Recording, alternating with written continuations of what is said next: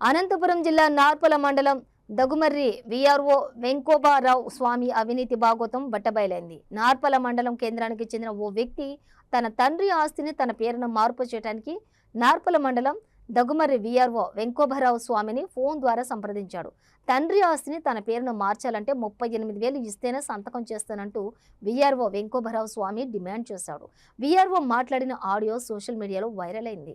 Social మీడియాలో viral అయినటువంటి audio విషయంపై స్పందించిన ఎంఆర్ఓ అరుణ సమగ్ర విచారణ చేసి ఉన్నతాధికారులకు నివేదిక సమర్పిస్తామంటూ మీడియాకు తెలియజేశారు. ఆఫీస్ కార్యాలయానికి సంబంధించిన ఒక విఆర్ఓ గారి ఆడియో కాల్ వైరల్ కావడాన్ని నేను కూడా అందరితో పాటు వినడం జరిగింది. దాన్ని నేను విఆర్ఓని ఆ సంబంధించిన రైతుని పిలిపించి సమగ్రంగా విచారించి నా పై అధికారులకి రిపోర్ట్ని నివేదిస్తాను. తదుపరి మీకు కూడా విషయాన్ని తెలియజేస్తాను.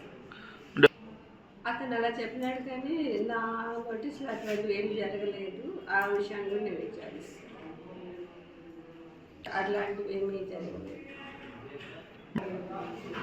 ఆ ఆరోపణలకి వాళ్ళు ఏదైనా ఆధారాలు తీసుకొని వస్తే చర్య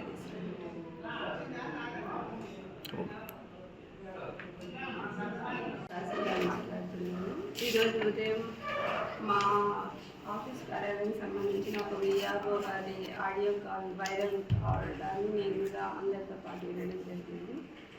దాన్ని నేను విఆర్ఓని ఆ సంబంధించిన రైతుని పిలిపించి సమగ్రంగా విచారించి నా పై అధికారులకి రిపోర్ట్ని నివేదిస్తాను.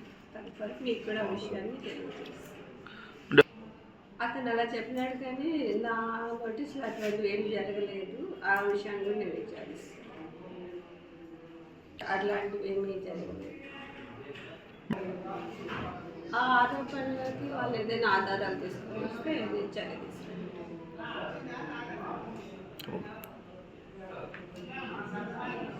మాట్లాడుతున్నాను. ఈరోజు ఉదయం మా ఆఫీస్ కార్యాలయానికి సంబంధించిన ఒక విఆర్ఓ గారి ఆడియో కాల్ వైరల్ కావడాన్ని నేను కూడా అందరితో పాటు వినడం జరిగింది.